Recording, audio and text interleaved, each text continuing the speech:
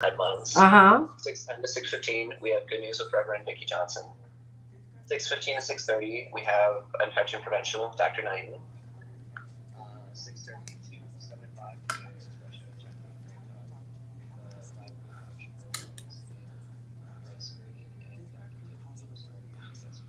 Mm-hmm.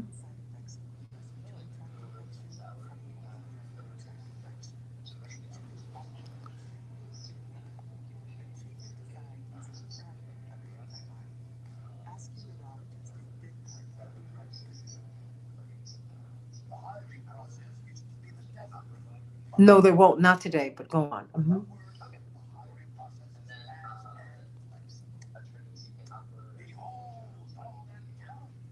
Fantastic.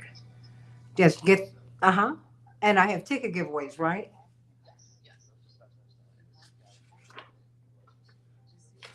Yes. Would you send me the resend the verbiage on that, please?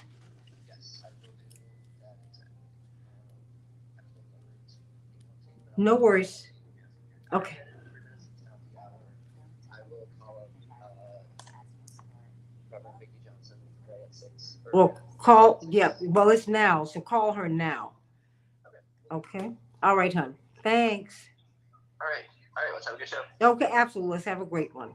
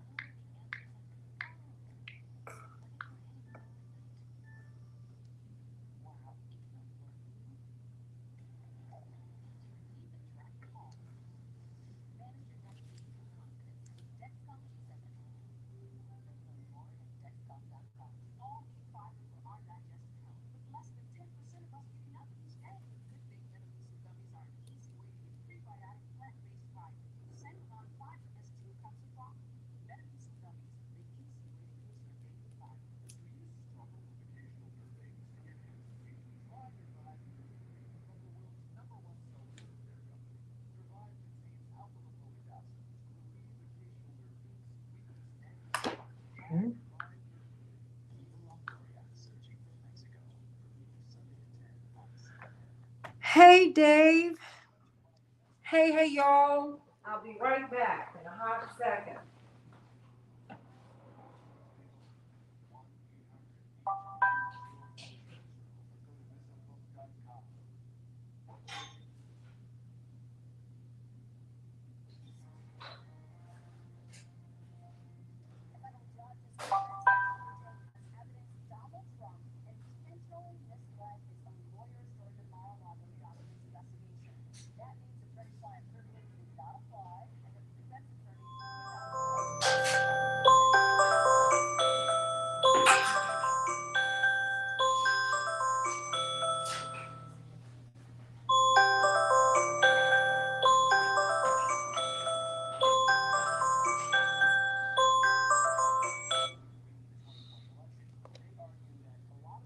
Hold on.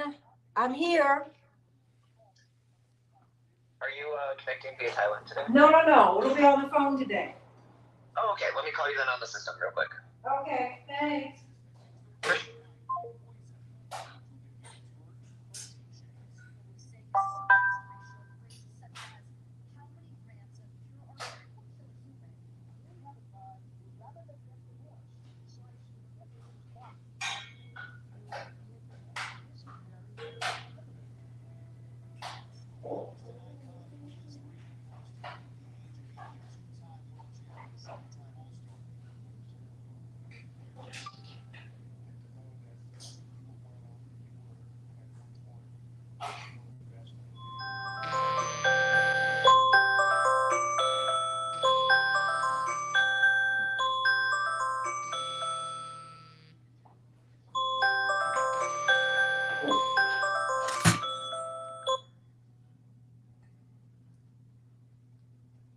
Okay, I'm here.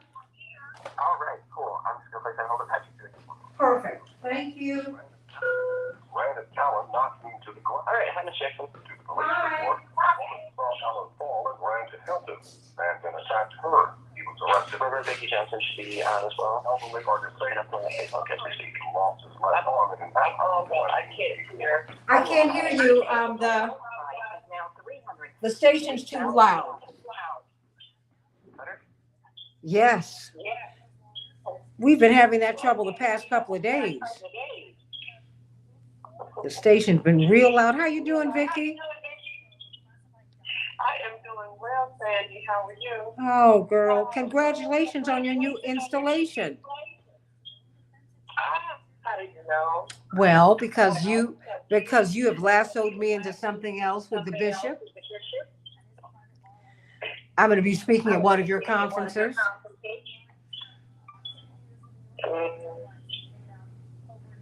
So when he told me, in a good way, in a good way, in a good way. He wants to do something a little special. I guess it's movement related. At, I guess, one of the main conferences that you'll be having, I think, in June.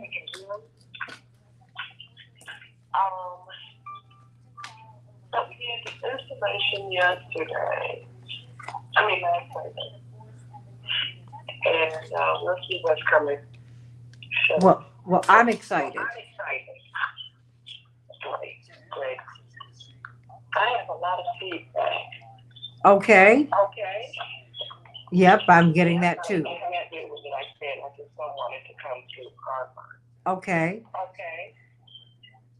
Henry? Yeah. I'm hearing myself echo. Let me check that. Thank you. Hey, everybody. How you doing today? Andre and Dave and Jewel. Jewel, where are you, girl? Gracita, how are you? Kenneth, Gretchen, Joyce, Dave, Eric. How you doing, everybody? Sending you all much love. Please like and share the show. And everyone, please go to Santita Jackson and Friends. That is my Facebook page. I cannot accept any friends on the other page. It's throwing people off. Good morning. So glad to be here. The echo is gone. Thank you. Great. It is great. Okay, so now we're good. Sounds good on my end. Okay. Fantastic. Everything is great. Okay. All right, everybody. My father might walk in the middle before he leaves today. So that's that. Okay. Fantastic. So I got this. Wait a minute, let me grab my glasses. Got these. Okay. All right. Got these. Oh, boy. Okay. All right, everybody. Let the words of our mouths and the meditations of our hearts be acceptable in thy sight, O Lord, strengthen our Redeemer. Praise the Lord. Amen. Okay. Oh. Woo. Okay. So, oops, let me do this. In these hotel rooms, I don't know how to. Every day you're trying to figure out just how to line this stuff up. Oh. Black out. And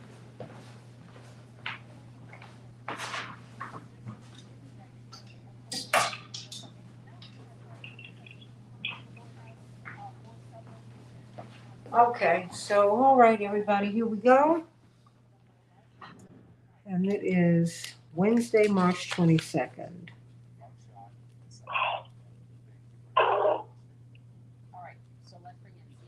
2023.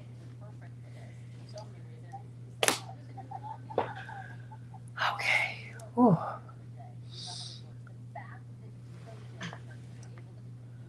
Oh my gosh. Hey, Eric from Los Angeles, thank you so much for your support. I really, really appreciate it more than I can say. And so I'm sending all of you all so much love and appreciation today. I am, ooh, Pastor Vicky, I am tired. Instead of eating at dinner last night, thank you so much. Thank you, Henry. Girl, I slept through the whole dinner. My father kept saying, wake up. I said, I can't. I'm so tired right now. It has to get in where it fits in. So. Yeah, I was like, dinner, eating. Dinner, sleeping. Dinner, I'm going to sleep. I sat next to him and just went right to sleep. He said, that's not smart. I said, Dad, I don't have the energy. I'm too tired. And he said, well, that's why I think you might be losing a little bit more weight. I said, I'm not trying to. I said, but I'm tired. And the thing is, with my stomach, I can't eat and lie down. I have to eat and it has to go through. Then I can lie down. So Well, none of us really should be eating, and we're about to go anyway, so. Well, now, of course you would, but you've always been slender as a reed and fabulous. Stand by.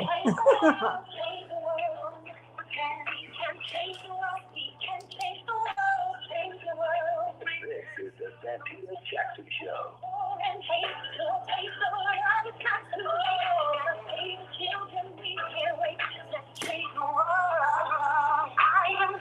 Hey, everybody. Welcome to the Santita Jackson Show. It is Wednesday, March 22nd, 2023. I'm Santita Jackson coming to you from WCPT 820, the nation's largest progressive talk radio station, and AM 950 Radio, the voice of progressive Minnesota. And I want you to meet my morning stars on the Santita Jackson Show YouTube channel. Hey, Hannah.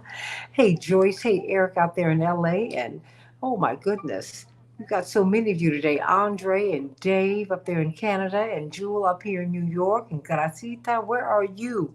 Kenneth, where are everybody? Let me know where you are. Gretchen, sending you all much love. And of course, the Santita Jackson and Friends Facebook page. That is my page, everybody. Please go to Santita Jackson and Friends. Not Santita Jackson, but Santita Jackson and Friends. Call me at 773-763-9278.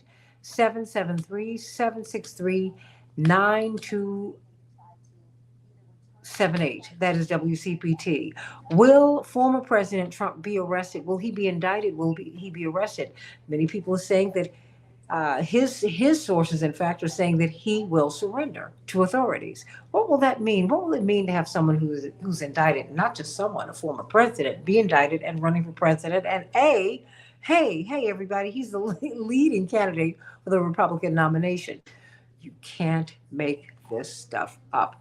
What are the political calculations that are being made here? And what is the political fallout? But first, we're going to talk about Russia and China. Is this partnership the sign of a new world, a multipolar world? We've had a unipolar world where America has been predominant. We have been the biggest kids on the block, so to speak. That's no longer the case. No longer the case. And we're going to be talking about that with this limitless partnership between a junior partner. Indeed, Russia's a junior partner to China, which has the largest economy on earth, according to McKinsey. Got a lot to talk about today, everybody. So let's get right to it. Of course, that will be legal Q&A with CK talking about what could be the Trump indictment. What do you think, everybody? Call me at 773-763-9278, 773-763-WCPT. Want to send congratulations to the owner of this station. Indeed, he's one of I can't just say the nation, he's one of the world's leading advocates for progressive causes.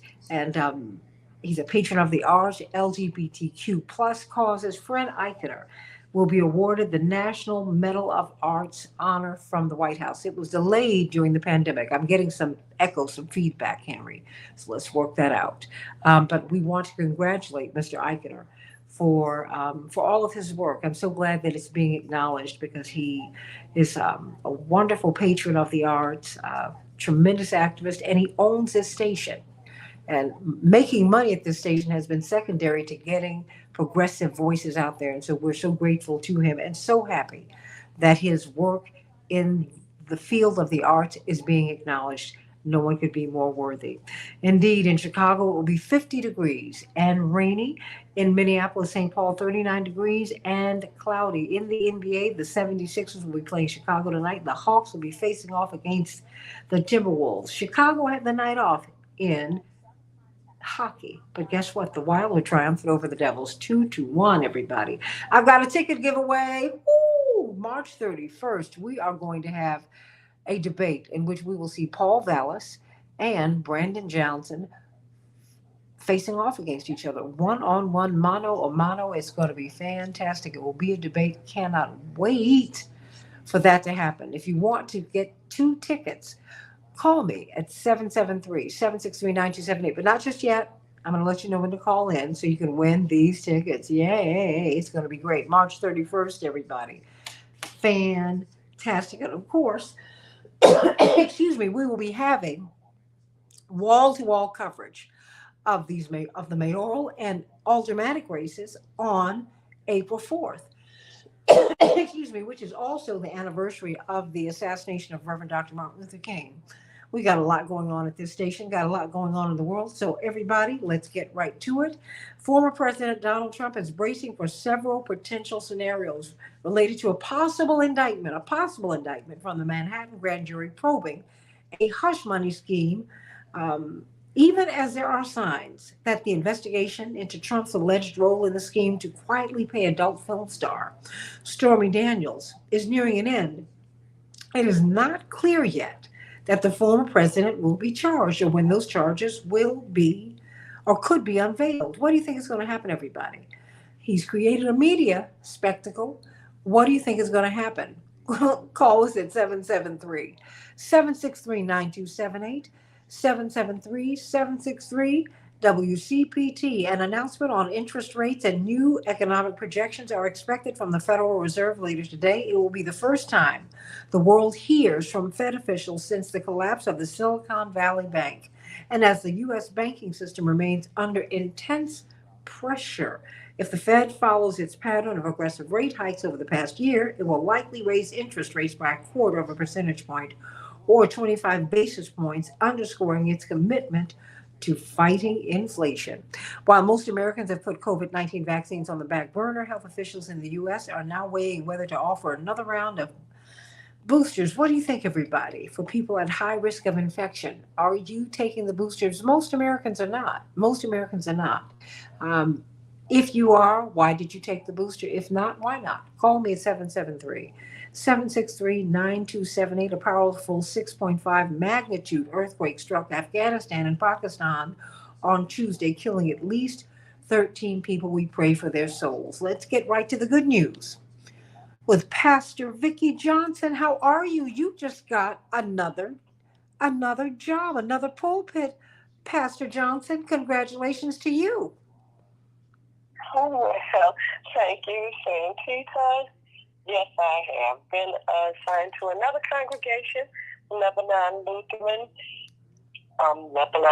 Church in Hegewisch, the community of Hegewisch, the 10th Ward of Chicago, in addition to St. Thomas Lutheran in South Shore.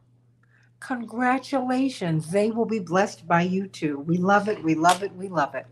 Well, what is the good news, Pastor Johnson? Well, good morning, Santita, and good morning to all of your morning stars and friends. There is good news. Many of us listening to the Santita Jackson show today were born in the 20th century when things were quite different. Some lived through the terrors of segregation and social injustices. Some lived through poverty or living on shoestring budgets. Others had it better than their parents and grandparents, but not as good as they wanted it. And so there seemed to be a collective vow that has gone out to give our children and grandchildren what we did not have.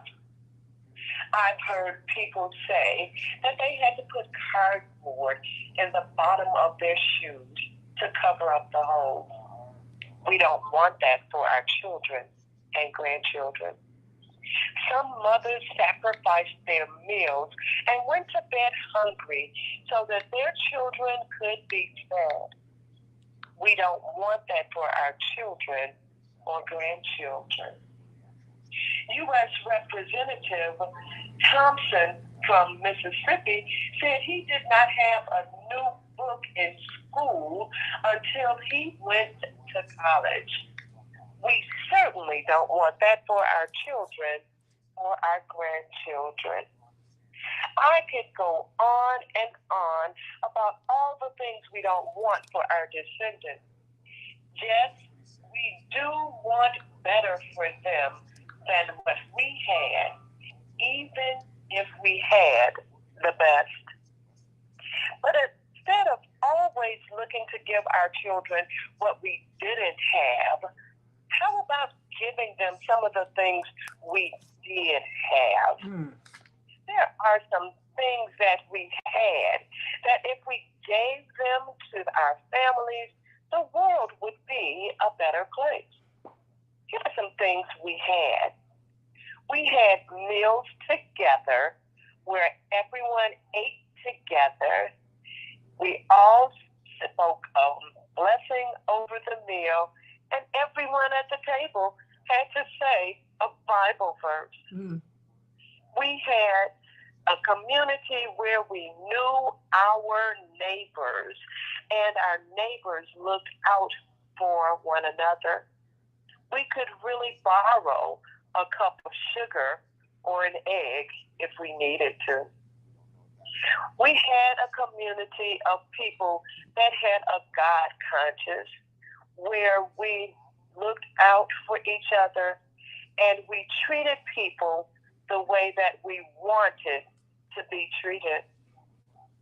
We had a place where we had intergenerational shared activities, like watching TV together. Some might be old enough to remember watching the Ed Sullivan Show together and seeing our favorite stars on the show. We had families that played board games together. We had a community where kids played together in person, not on gadgets. They actually went outside and played games like hide and seek, tag, or jumping rope, or playing ball. And then, of course, we had respect for our elders. We had all of these things and so much more.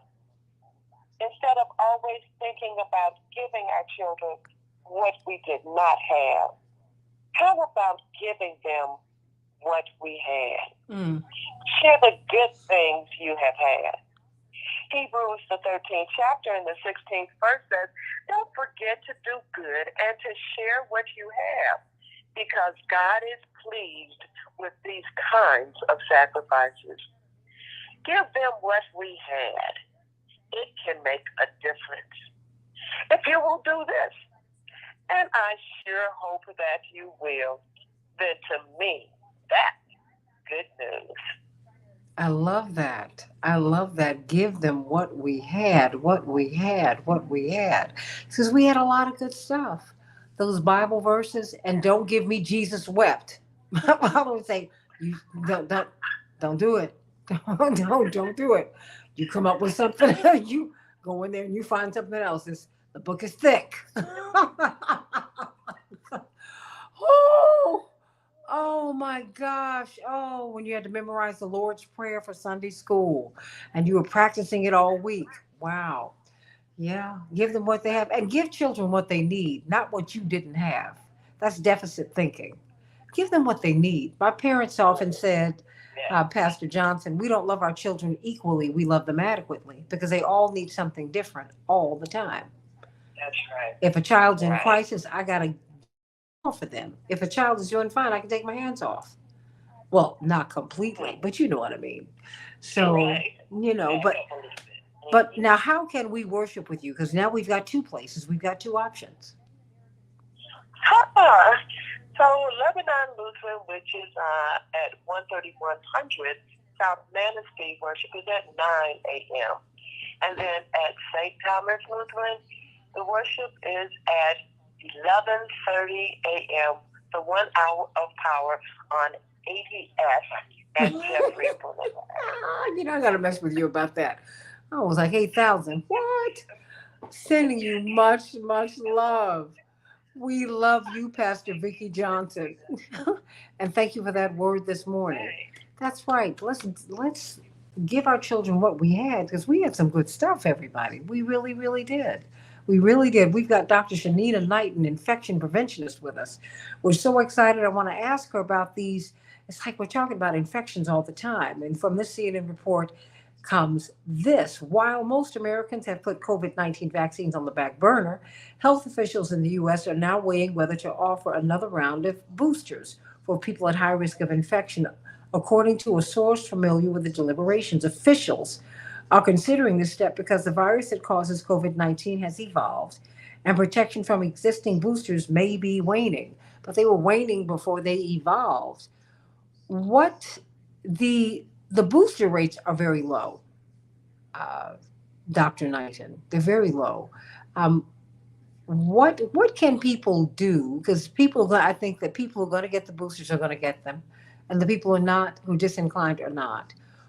What can we do to just guard against not just that infection, but I know we talk about infections all the time, but I still see people doing things. I went to get a bottle of water yesterday, and someone put their hands with, on, I guess, where the top is. And I cringed. I'm like, your hands should not be where my mouth might go, even though I was going to put it in a cup. You know what I mean? It's like we walked out of this pandemic not really clear on how to prevent infection, Dr. Knighton. Absolutely. And it's interesting that you say that, because I actually had somebody that grabbed my cup from the inside of my cup with their fingers placed in the cup by the rim. And you already know I cringed. And I just said, I'll take that. And I took it right over to the sink and washed it out before I put my stuff in there. But to your point, you are exactly right, Santita, and that's what concerns me. And it concerns me over and over again because we see it, let's say, biblically. We see it in so many other things where the question is when are we ever going to learn the lesson, right? When are we going to learn to take care of the earth? When are we going to learn to take care of our bodies? When are we going to learn, that whether we are here or not, pathogens, bacteria, and viruses will prevail. And when we think about the simplest makeup of a cell, of any sort of, like, let's say, organism, this, that, and the other, we don't think about the fact that these things have always been amongst us. We are actually the ones that haven't been here as long as they've been around. We just couldn't understand, and we could not quantify it. We could not identify what it is that they were. So now that we have an understanding and it is on people's radar, I tell anyone this. When someone says, what is an infection preventionist? An infection preventionist is almost like the hidden man in black, meaning that if you haven't heard about a pathogen or virus, or it's not in the news back in the day, and even now, then guess what? That means that we've done our job, and we're doing our job to make sure that it doesn't make it to the public.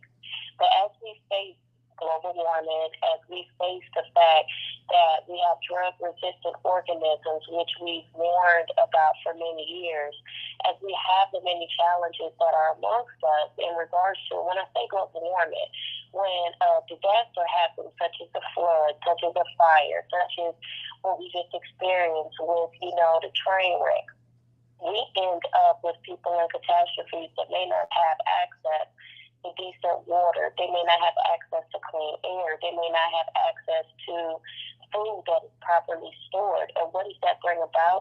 It brings about waterborne illnesses. It brings about, dirt-borne illnesses. It brings about foodborne illnesses. And we don't think about the connections that has to infections.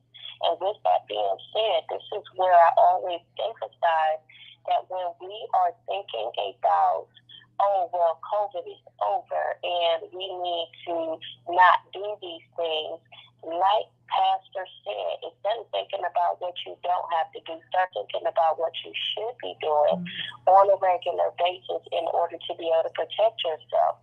That means that you should be incorporating infection prevention and control practices into your daily life to be able to keep you safe. Number one, starting with adequate hand hygiene. Hand hygiene is the single most important way to prevent the spread of infections. We, unlike any other species, use our hands for everything. We use them to eat. We use them to cook. We use them to touch our face. We use them to bathe. We use them to interact with each other. We use them to go up and down rails and stairs. And we have commonly touched surfaces that we share with others. So I know that for the sake of time, I can't get into all of the things that we should be doing. But starting with that simple thing and being mindful of how to clean your hands correctly and making sure that you're cleaning them correctly each and every time, as well as paying attention to the fact of when your hands are potentially dirty because you are interacting with germs that are not your own, is the most important thing that you can think through right now before you even think about any other layers of protection, because that's going to be the first protection that's going to potentially stop something from being ingested in your body, touching in your eyes, so meaning that it's absorbed through your eyes, or coming in contact with your nose. While yes, there are airborne illnesses that exist, hand hygiene still stops things from entering, at least from your eyes, mouth, and nose. A lot of time it decreases the risk. You know what, guys? Think about it. You go to the restroom, you wash your hands, and you really think your hands are clean. You'll be surprised at what comes off of them. Think about that all day, every day. Sending you much love, everybody. It's Hey Dr. Nina. That's her handle on social media. HEYDRNINA. Sending you much love, Dr. Shanina Knighton. Let's talk about Russia and China. What is going on with this no limits partnership? But now, President Xi Jinping and President Putin, they're together in Moscow for 3 days. What's going to happen next? Back with more of the Santita Jackson Show in just a minute.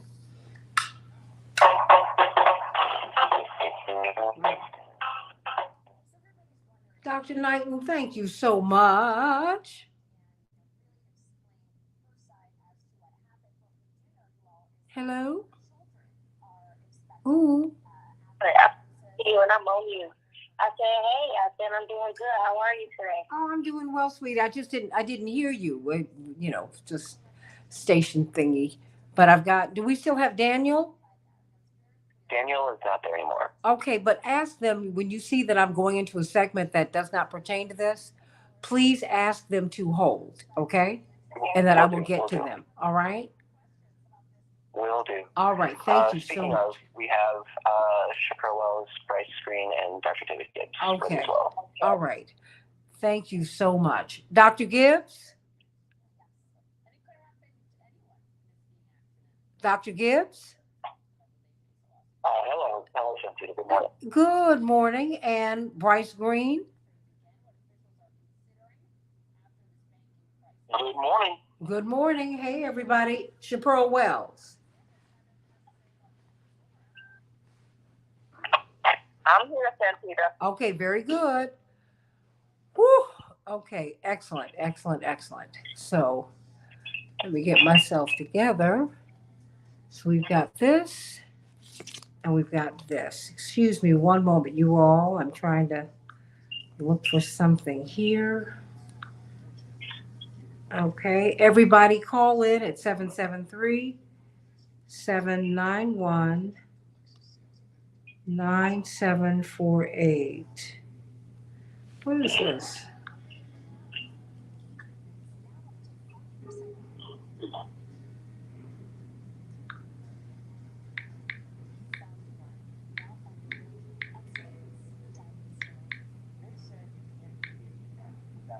15 minutes. Okay.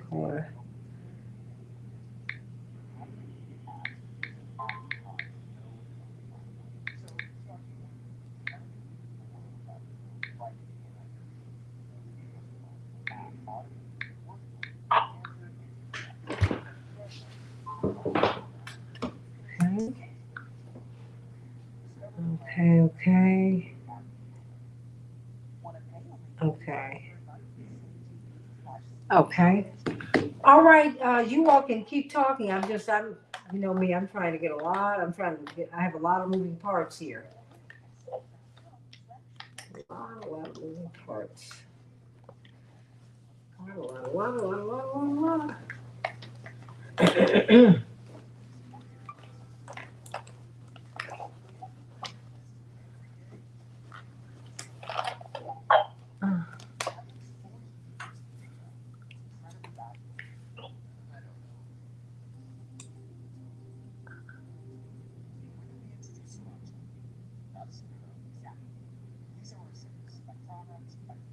Okay. Thank you.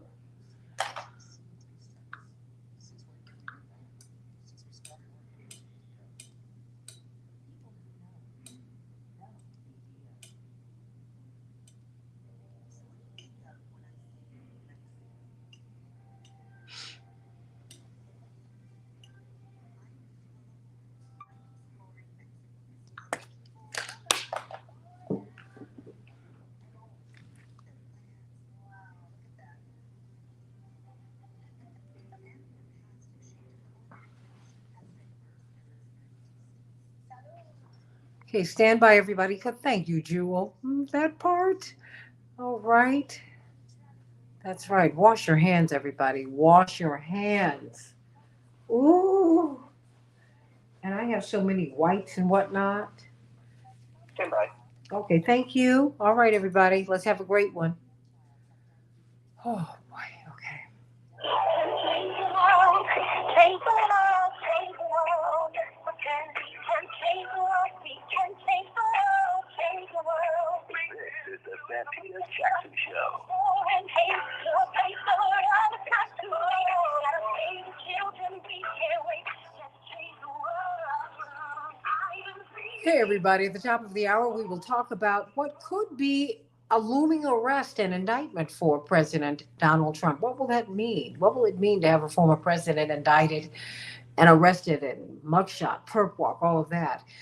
But he is also the leading contestant for the Republican nomination. Will this fire up his base? Will that be a factor in whether he's indicted or not? Think about that. Call us at 773-763-9278. But first, let's talk about this Russia China no limits partnership. Let's talk about President Xi Jinping, the president of China, and President Putin, who are President Vladimir Putin. They are meeting in Moscow for 3 days. I mean, and they've expressed profound respect and friendship for one another. Is this the harbinger of a new world? We know the Europeans and the Americans have talked about a new world order, but what are China, India, Russia, and the BRICS nations, South Africa? What is Africa saying? What kind of new world order are they establishing? I mean, the colonized and the colonizers, right? The colonized are now ascendant. The colonizers are struggling to get hold of their economies together. You got to think about all these pieces and what is going on with that partnership. How is that going to play out all around the world? Let's go to you, Chaparral Wells. Got to get some of that food. And now we're moving into a new season. Does your menu change according to the season, or do you pretty much do the same foods all year round? Yeah, we do the same foods all the way around, but only thing that we try to do seasonally is like dressing and stuff like that. And which people are ordering our dressing for not Thanksgiving, but for Easter. So I don't want anyone to forget that Easter Sunday is coming. So if you need any dishes such as the dressing, the green beans, the peach cobbler, the mozzarella, the mac and cheese, the braised beef, or the smothered chicken, don't hesitate to give us a call, 708-526-4546. 708-526-4546. We're also getting ready for our prom.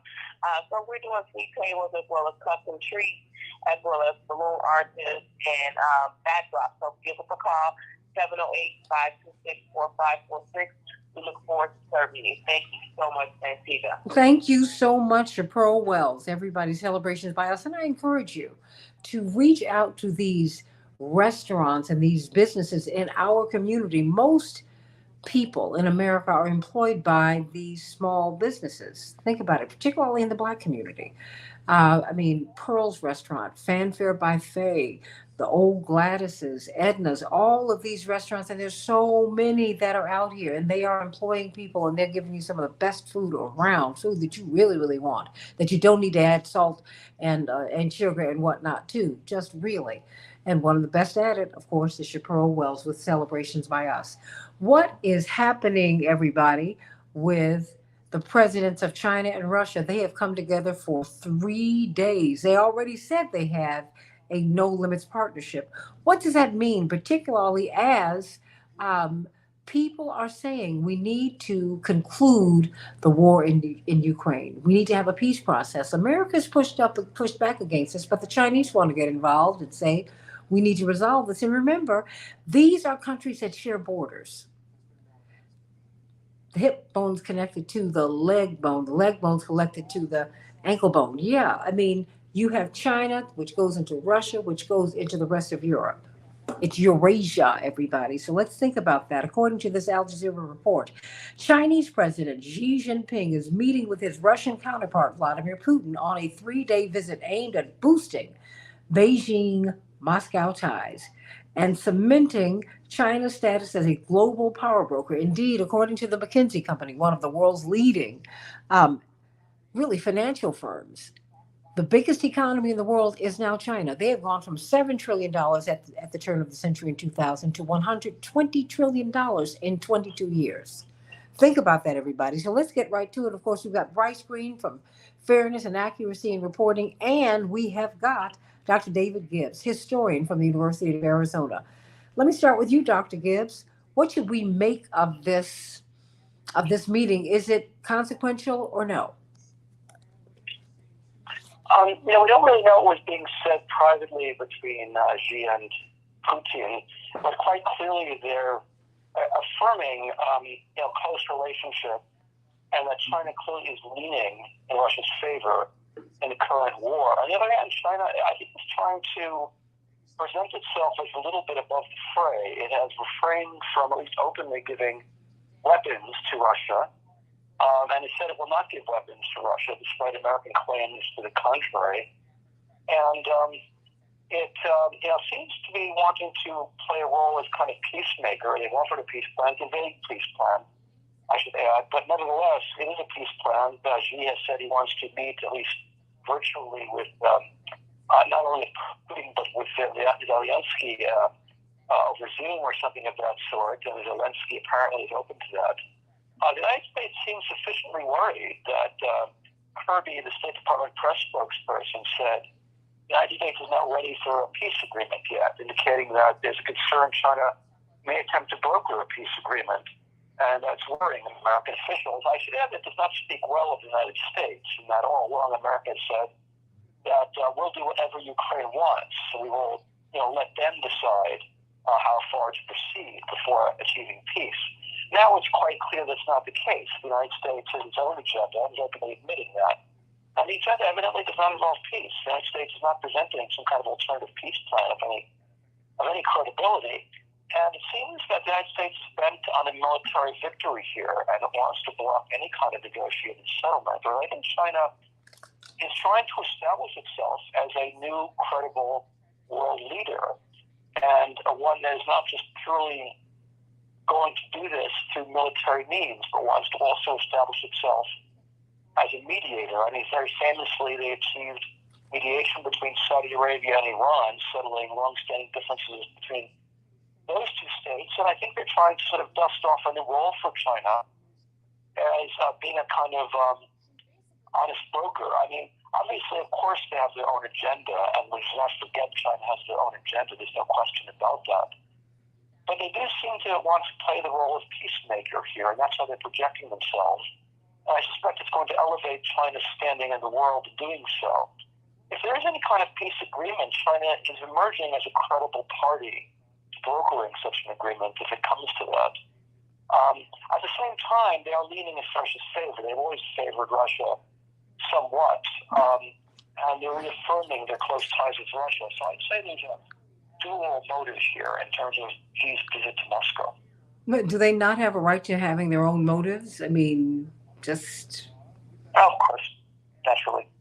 Okay. Naturally. Well, of course, every country has their own motives. I mean, I don't suggest that they're anything unusual or any way in doing so, but at the same time, I think they are presenting themselves in a very favorable light. It's going to be very difficult for the U.S. to counter. Wow.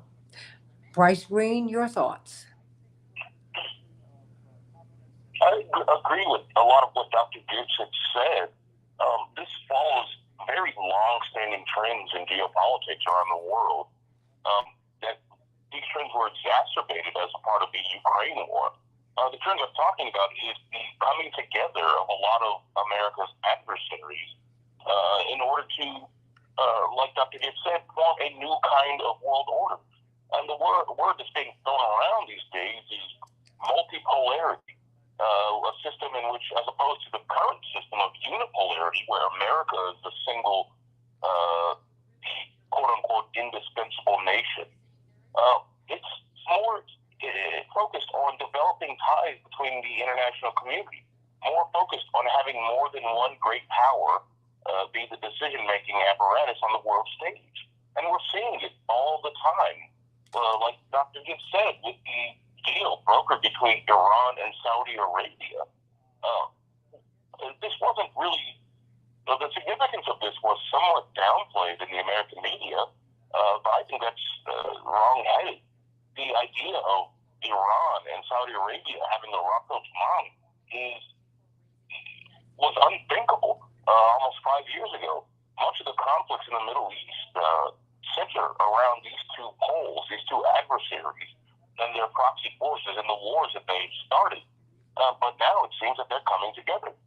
And you have that with Iran, you have that with Russia, you have that with China, and you have that with also some third world countries. A lot of the African countries are saying that they want closer relations with China, that they want to see a new multipolar world order, and so they're signing development agreements with China, and they're continuing to have diplomatic relations with Russia despite U.S. sanctions. And you're also seeing in Latin America, they have a long history of opposing U.S. hegemony over the region, but you have countries like Nicaragua and Cuba who are signing agreements with Russia and China about both military and economic development. And so you have to ask what caused this and what will the U.S. reaction be? And those seem to be the same answer. U.S. behavior in the world has been very violent and very aggressive and very disrespectful of other countries' sovereignty and their borders and their interests. And other countries understand that. Other countries understand that if they want to have any sort of sovereignty or economic freedom, that they're going to have to come together and form their own world order, independent of the American-led world order. But Bryce Green, isn't that what we're watching? And it's interesting. It's not lost on me, at least, Bryce Green and Dr. Gibbs. First, you, Bryce, that you're watching the former colonies of the West, of Europe. They're ascendant. And they want to, well, first of all, we use all of their materials to make us go. And they have a whole different view of themselves now. There's an old cartoon that had, I think, China, India, and Africa. And it was written by a cartoonist, I'm going to get the information, who was supposed to have been racist and was racially charged, but the title of the cartoon was, and it was written more than 100 years ago, When They Wake Up. Right? And it seems that it's a whole new world. It is a multipolar world. It is a world in which China has the biggest economy. They're not going to do anything but get bigger. It doesn't mean that America is not special. It doesn't mean America is not going to be profitable. But there are, when you go to other countries around the world, you see they have new infrastructure, everybody. What America was 100 years ago, other countries are becoming right now, Bryce. No, you're exactly right. Part of the reason that a lot of these countries are turning towards China, turning towards the East rather than the United States, is that the path towards development is no longer conditioned on these countries opening up their economy, removing labor protections, removing all of the safeguards that protect people, and opening it up to Western capital. The Eastern mode of development, the path that Chinese are offering, is a lot more beneficial to these people. They are getting ports, they're getting roads, they're getting infrastructure, railways, development projects that the Chinese are benefiting from, but it's not predatory as it is in the West. Chinese companies aren't taking over these countries. Chinese politicians aren't exerting political influence over the direction of these countries. It's a lot more, as they say, win-win. And if we compare it to what the U.S. has been doing all around the world, I mean, it's easy to understand why these countries are choosing Chinese development. And it does represent a shift in the colonizer relationship. The Western-centric worldview seems to be not collapsing completely, but at the risk of doing so, or at least on the verge of becoming a far less important factor in terms of global events. And it's interesting to see, and it'll be interesting to see how the United States handles this. The British were able to fall from imperial status, not completely gracefully, but they had a junior partner to hand off the ball to, so to speak, in the United States. In the United States, there doesn't seem to be any sort of junior imperial partner who's ready to take up the mantle of safeguarding Western capital and promoting Western economic interests. So I don't know what the future holds. Well, I mean, because David Gibbs, you see, when you go to Europe, you have the Africans who have been going after the French government. They said, look, we want our money back. We want our money out of your banks. We want to go on our own currency. And we want respect. And you see this happening all over the world. And you see it happening with the Chinese. And I'm wondering about the peace process with Ukraine. They are offering a framework for peace. And of course, they have an interest in it because it's Eurasia, Dr. Gibbs. You go from China to Russia to Europe. It's one landmass. And they feel this very differently, say, than we do. And then, if you keep on going south, then you've got this isthmus called the Middle East and Persia. And then you go into Africa. These people are literally sharing a part of the world. What does this relationship, as it continues to unfold, what could it portend? Why do you think America appears to be so put off by the coming together of this no limits partnership? Well, there's a lot of arrogance in American foreign policy circles, particularly among those known as neoconservatives. I think they seem to be working on the assumption that a sort of an unapologetic use of American military power can accomplish any objective and vanquish any foe. And, it hasn't worked in the past. It's very surprising these people are still so influential, given failures in Afghanistan, Iraq, and Libya, but they're still very influential. And they don't seem to be wavering from the idea of use of military force. And the idea is that, they can crush, Vladimir Putin the way that they crushed Saddam Hussein. And that, Russia isn't really that much more of a formidable foe than Iraq was. And that's obviously an extraordinarily foolish and reckless way to look at the world, but that is what they're doing. And I think originally the idea was that they would crush Russia through these sanctions. The United States loves to use sanctions, economic sanctions, against its enemies. And I think what you've seen is that the United States and its allies, the only countries that have really accepted the sanctions are direct allies of the United States, mostly Europe, Japan, Canada, a few others. And the amount of population in the world they control is only about at least a little over 10%. They can have 40% of the global GDP, but 60% of the GDP is controlled by countries who are not engaging in these sanctions. And the vast majority of people in the world are not engaging in these sanctions. And so I think America is now facing the real limits of what it is capable of accomplishing. The world is simply not seeing this war in Ukraine the way America is seeing this war. And this could very well be the ticket to a new world order indeed, one that sort of is multipolar, as Bryce Green correctly put it, one where the United States is not able to call all the shots. And yes, I think that's something the world should welcome on the whole, just because the United States has been, in my view, very, not just reckless, but vindictive in its use of power. I mean, just one example is Afghanistan, one of the very poorest countries on the planet. And for the sin of defeating the United States and pushing the United States out of their country, the United States imposed really draconian sanctions on the people of Afghanistan with devastating effects. And so I think it would be better for the world, better for Afghanistan, if they don't have to depend on the United States and its allies, and they can look to other countries, like, for example, China, to trade with and to get economic aid from. And so I think if the current Ukraine war does end the period of American hegemony and bring about a multipolar world, well, that would be a silver lining. I mean, the war is a terrible thing, no matter what the outcome.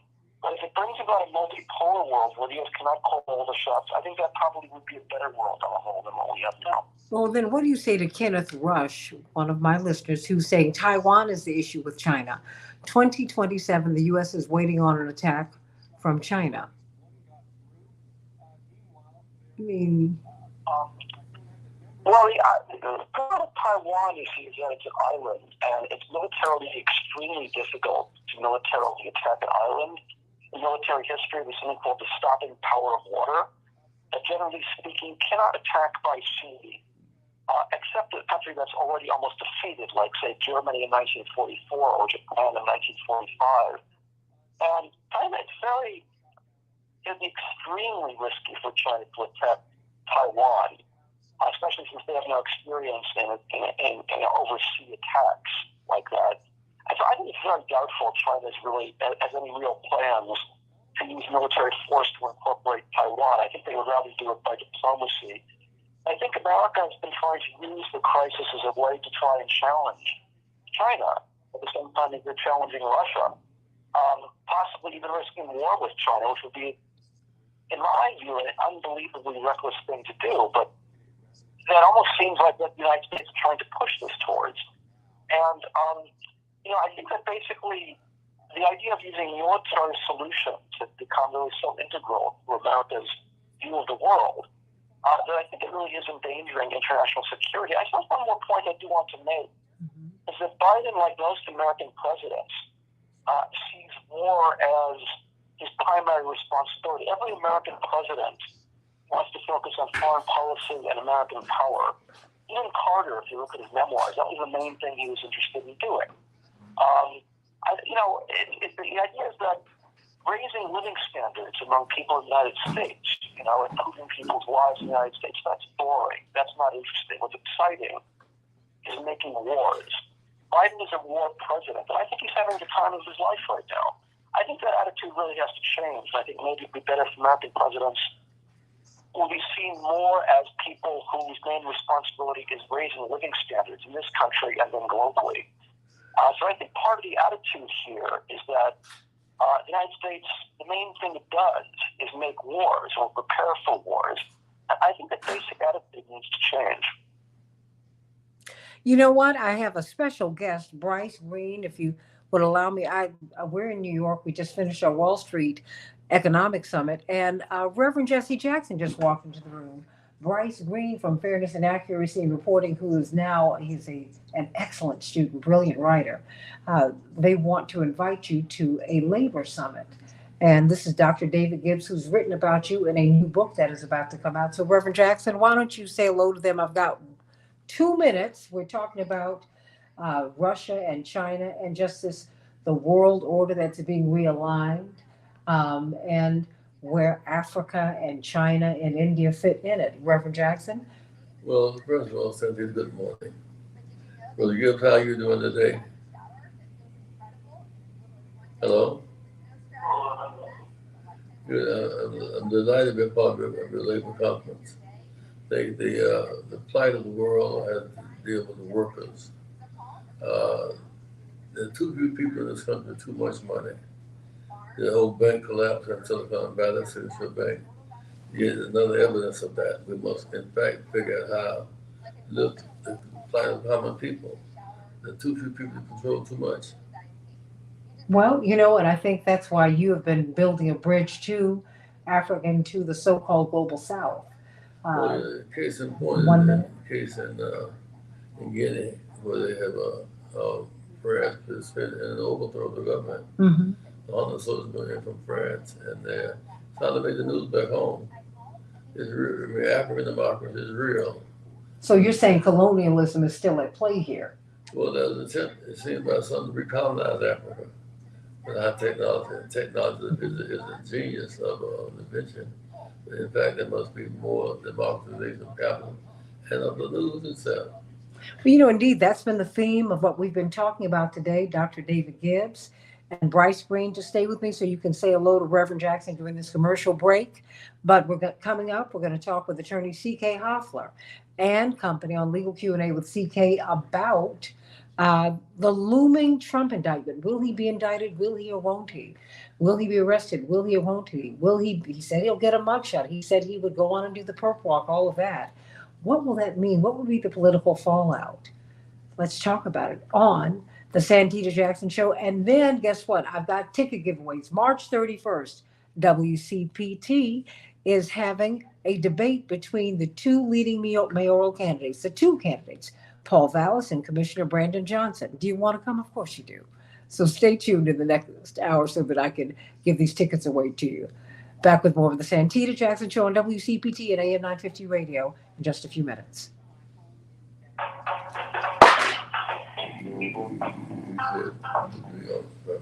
What? Oh, I'm sorry. All right, Reverend, you want to say hello to Bryce? No, Bryce Green invited you. And David Gibbs. I know you're a little tired, aren't you, Daddy? I'm tired. Oh, I know. I'm excited too. You've done a lot. I know. But I'm gonna let them go. Bryce? I know I can't. The cat can't have your tongue right now. I'm gonna have to let these two lines go. But just very quickly, you want to invite him. If we're going to see if we can get him to your event. Is at the University of Indiana, right? Or Indiana University? Right, Indiana University Bloomington. We're putting on a labor spring event trying to call attention to labor issues on the university campus around the country, and our message is to be a great honor you were able to appear. And you might be able to do it by Zoom. And just so that you know, David Gibbs has written a fantastic book, and he has included you in it.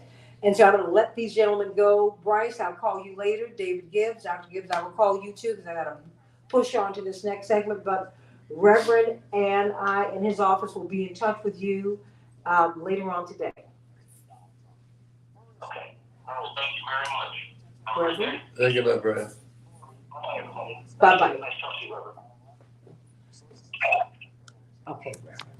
Daddy, I know you're tired. You want to say hello to everybody here? Hey, y'all. Okay. You look great today. Thank you for taking care of it. Come on and say hello to everybody. This is Idris. What's your last name, Idris? Adibi. Adibi? So where are you from?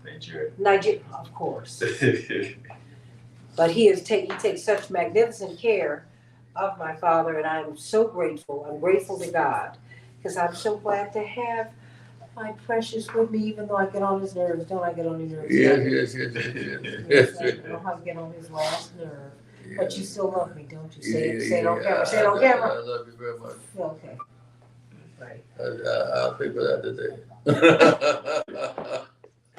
Love you, baby. I love you very much. Okay, so. Okay, hello, and say hello to my father, Reverend Jackson Henry. Hi, good morning, Reverend Jackson. How are you doing this morning? Reverend, say hello to Henry. He just said hello. How are you, my friend? He's more like a grandson. There we go. And we need support Brandon Johnson. Time for a new life, a new day, and new leadership. Amen. Amen. Everybody. Amen indeed. Amen indeed. So, Right, and right. Reverend, we have to congratulate Fred Eichener, who owns the station. He got the National Medal of Arts, and so I'm going to let him go right now, okay? And you all can go. How are you doing today, my brother? Well, he's not there now, but we're going to, Jonathan just sent me something he just saw. I think he might have been at the event. Congrats. Absolutely, but we'll get that letter together for him. I love you, Daddy. Get you some rest. Wait a minute, hold on. This, can you lift your hand?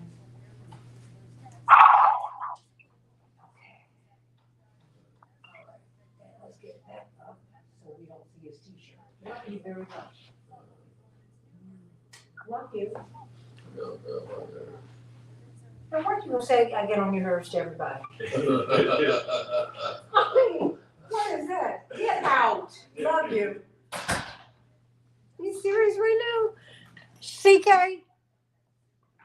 Good morning, Santita. How are you? Filing a lawsuit against my father this morning since he said I get on his nerves on Facebook Live. Well, Oh, be quiet, girl. father privilege. You're Girl, out there trying to find privileges. The community is a father privilege. I am tired of all y'all. Like today, really. Really. Welcome behind your back. Really. Woo-hoo. Okay. Who's on the call list, Jackson. Who do we have? CK, Hoffler, Daryl Jones, and Robert Patillo. I'm trying to get Tony Key, but he's not answering. No, he'll answer. Just don't worry. He will answer. Okay. Okay.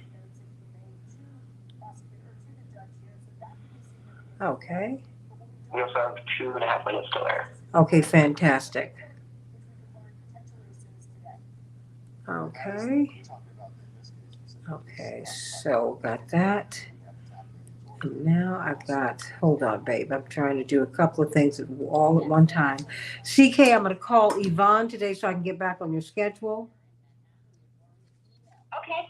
Okay, That works. I will do I that. may be going until Saturday because of trial, but I can do late at night and really early in the morning.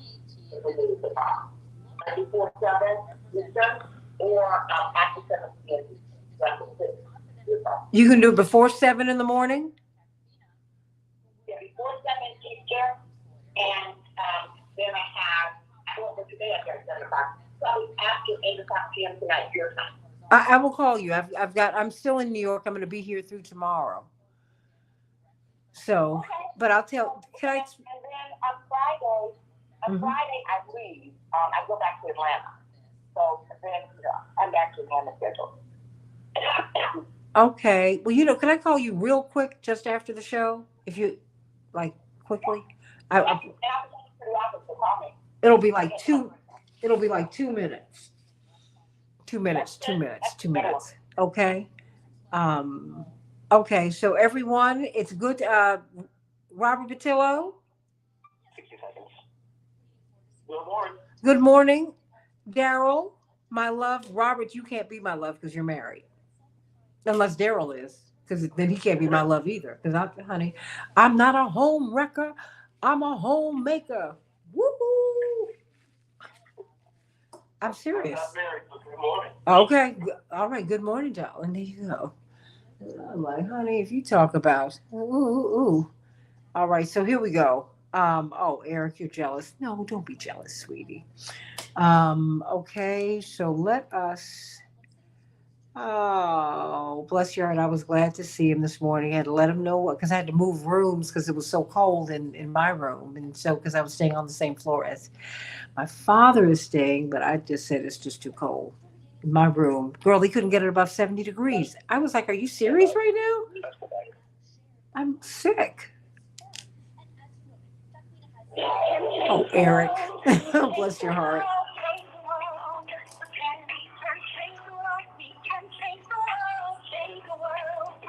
This is the Santita Jackson Show.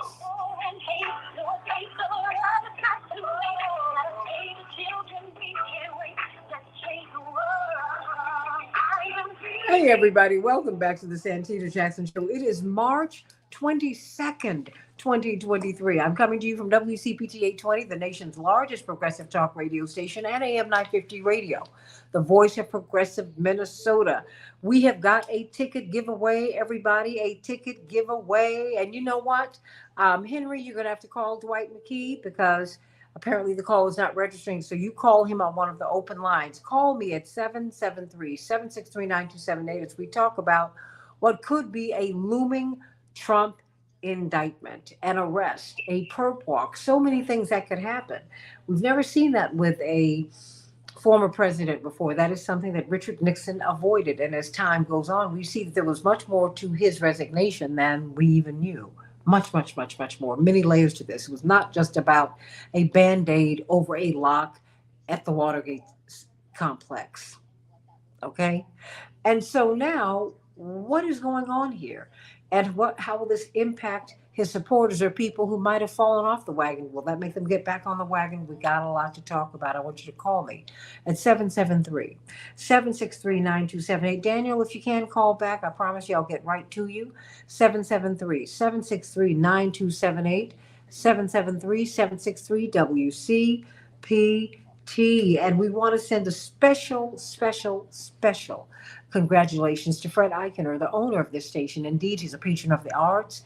He is an avid supporter who puts his money where his mouth is of progressive causes, not just LGBTQ causes which are close to his heart, but promoting women and people of color. He does all of that, and he is the owner of this station, WCPT. We're so grateful that his contribution to the arts, because artists, trust me, I am one, they need patrons. They need people who sponsor them because artists tend not to make money until they get big.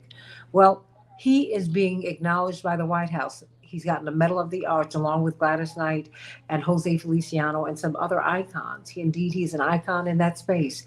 Congratulations to you, Fred Eichener. Congratulations to you, Fred Eichener. My brother, Congressman Jonathan Jackson, sent me a note this morning. He said, "Did you see this? Hey, your guy just got a Medal of Arts. Love it, love it, love it. Congratulations to you." In Chicago, we'll have a high of 50 degrees. It will be rainy.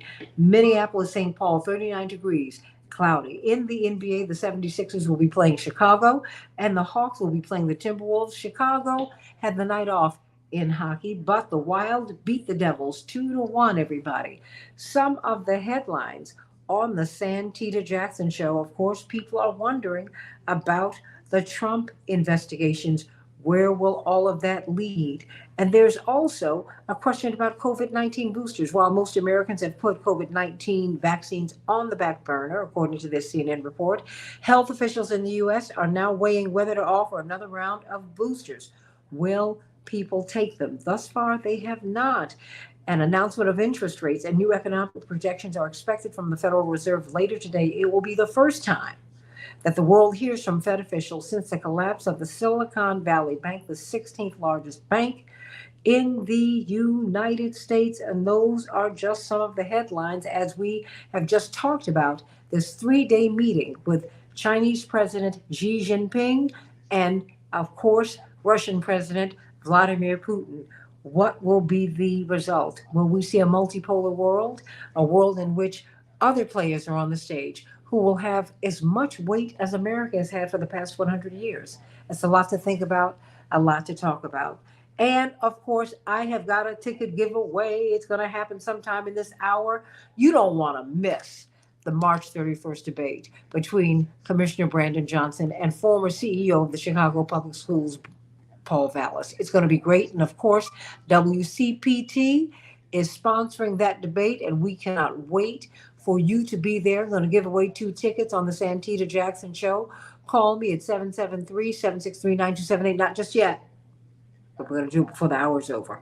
Everybody, of course, is Legal Q&A with CK. Missed her over the past few weeks, but we have been so focused, CK, on this campaign. It's just been a whole lot, and you've been so patient with us. But then, too, you've been all over Court TV and all these networks and just doing your thing, and we're so proud of you.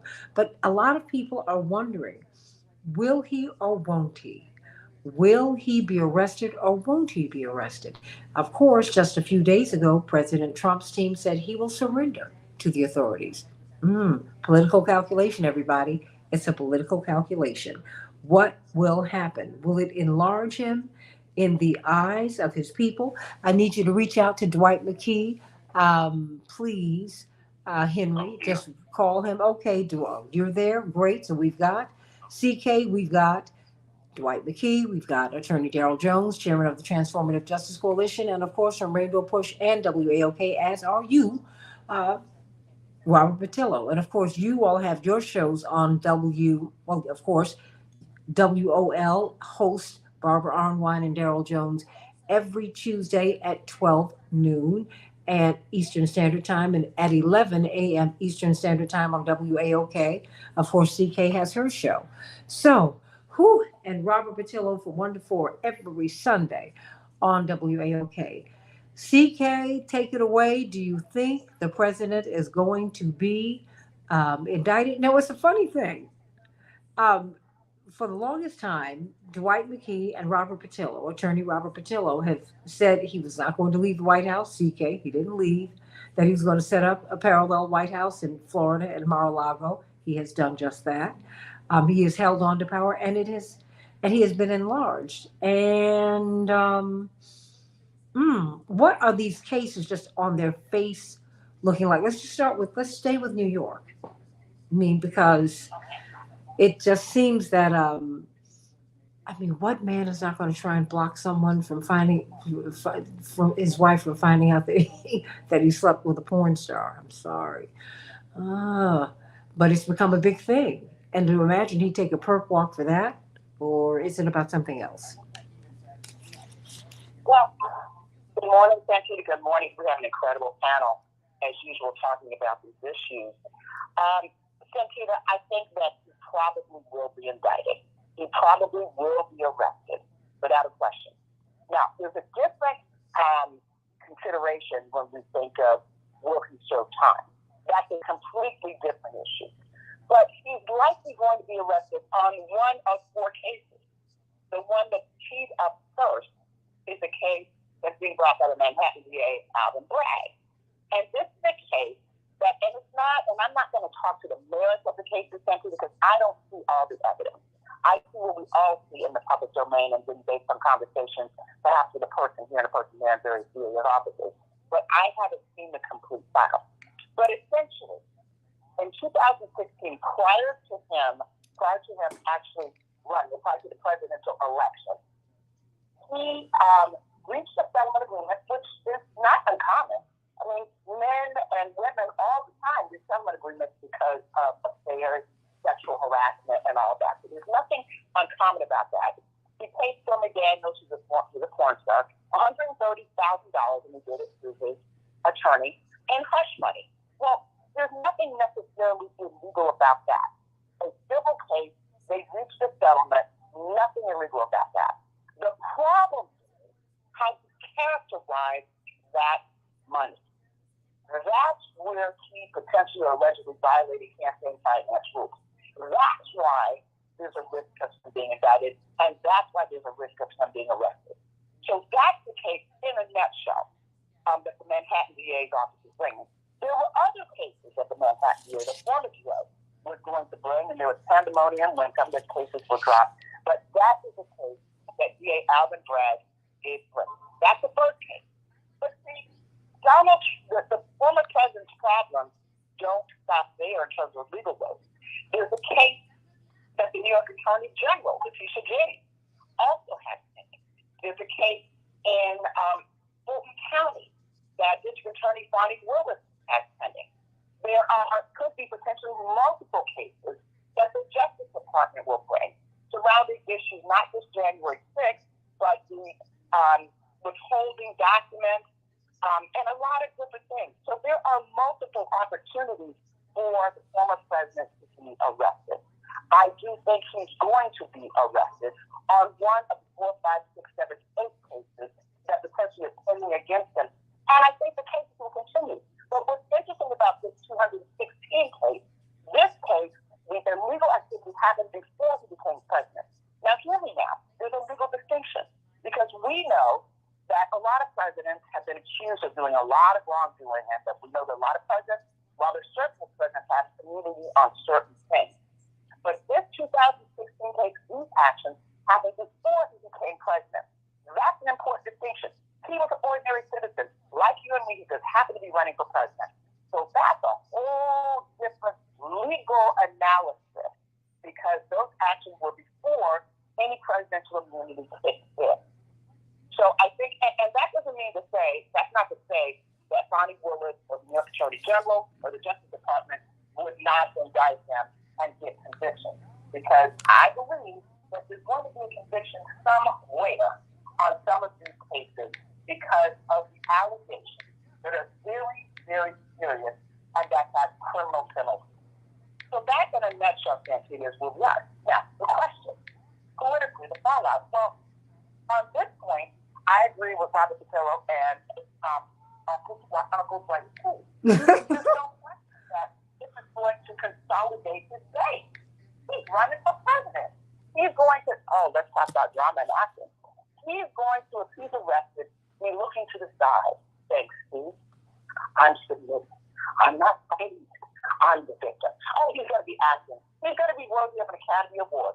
And so I think that that's going to happen. That's going to consolidate his base. However, it's not going to add to his base. It's just going to consolidate his base. Much like some of the other things he's doing is consolidating his base. Remember, his base, many of them are people who believe that the January 6th coup d'etat insurrection was completely authorized and legitimate. So this, in their mind, is nothing more. He's called for in stronger terms, in bolder terms, in more dominant terms, for people to protest and riot him being arrested. So the only difference is all those people saw what happened to the people on January 6th, and while there are people who believe that the penalties were not stiff enough, that has been, I believe, a deterrent for people to engage on the same level. But they're going to be protesting. But the key is his drama, the drama surrounding him, if he is apprehended and he's going to submit, him going into custody. I think there's going to be a lot of drama, and the Twitter world is going to go crazy, and it's going to consolidate its stakes. So that's how I see the picture. But it's not just how I see the picture. We have Uncle Frank, who is a social scientist extraordinaire who predicts and has a vision second to none. And I'd love to hear what she thinks about this. And Tina, I want to hear what Uncle Frank has to say. Me too. Wait a minute. I'm afraid to hear what he's going to say. But, CK, let's do it. Hello. Hey, see, how you doing? I'm afraid. Oh, CK, wait a minute. Henry, stay by the mute button. Okay, go.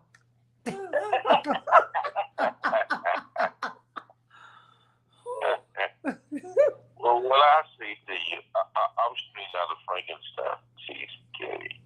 Is I want to know, why was you turn a monster into a martyr? It's by the end of Frankenstein, you start feeling bad for the monster. And that's what I see in this indictment. I think he's trying to get indicted. I think that his strategy is to get indicted so that not only does he consolidate his base, but he dilutes Biden's base, because they're going to have mixed emotions about it. They're going to see, some of it is legitimate. The diehards will see it as a legitimate indictment. The marginal people, those who are on the fence, will see it as a political witch hunt. And I think, given the closeness of the race in many states, is all he needs is a sprinkling over here and a sprinkling over there to change the geopolitics of it all. It's going to be almost impossible for him to get convicted if he is indicted, if he is a jury trial, because it would be impossible to get 12 people, 4 or 5 of whom are not Republicans or not Trump people. Understand now, he already got half the population that's voted for him the last 2 times he ran. And so any reflection of the demographics of the country, you're going to have one or two or three or four or five or six of those Christian Republicans or aggressive Republicans or mega Republicans, none of whom going to convict him because they will all see it as a witch hunt. So it's a win for him either way. It gives him a platform, like he said before, and he made it in drama. He's an actor. He wasn't a businessman. He has his own television show. He knows how to play to the camera. I think, again, why would you make a monster a martyr? CK? A monster, a martyr. We're going to put that one down and put it down in history. I've been writing. and like that. You know, Joe, you're in the DMV. You're there. You're on the front lines of fighting for social justice, just all over the place, not just for voting rights. And listen, I'm no attorney, but you're right there in the Washington metropolitan area. So what do you say about this? Do you think that we're turning a monster into a martyr? And I think that resonates with people. And how do you think, from a legal standpoint, I just gave an overview. From a legal standpoint, how do you triage these various cases against the former president? Well, good morning, CK, and thank you for the question. And Uncle Dwight, thank you for that analysis. I think Dwight McKee is 100% on point when he talks about turning a monster into a martyr. But on the legal side, Uncle Dwight, I'm sorry, Uncle Dwight, right on point. I'm sorry, I'm going back on you.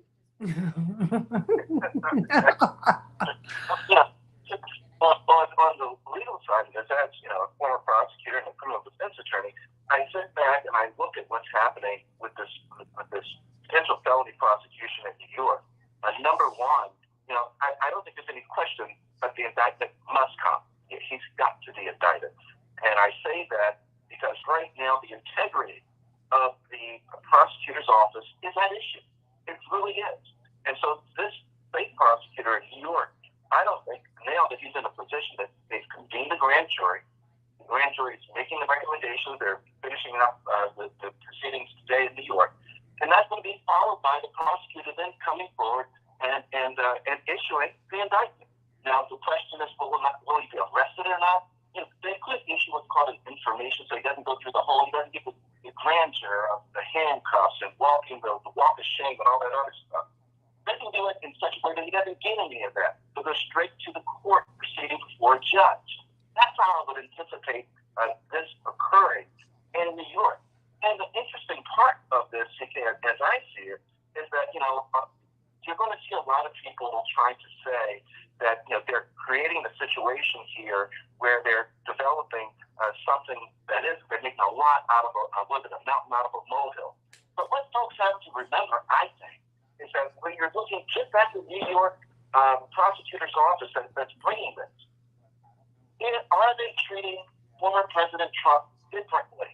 And the answer is no. There was an auto repair store owner that falsified business records to lower his taxes. He got the same charge. There was a teacher who falsified COVID-19 vaccine card. She got the same charge. So this isn't a one-off. It's not one of those things where he's being treated differently. In fact, he's being treated the same. So from the legal analysis, I believe that the prosecutor, with the integrity of the office, with the taxpayer money that they've spent for the grand jury proceeding, they're in a position now where they must follow through on bringing these charges and the indictment in this case. Now, what does it mean politically? Well, that's where Uncle Dwight comes in with that brilliant analysis with regards to creating the monster, making the monster into a martyr. Well, they've got to follow through with the prosecution. And the political cards will fall where political cards may fall. In D.C., we would say, he first got to get to a primary.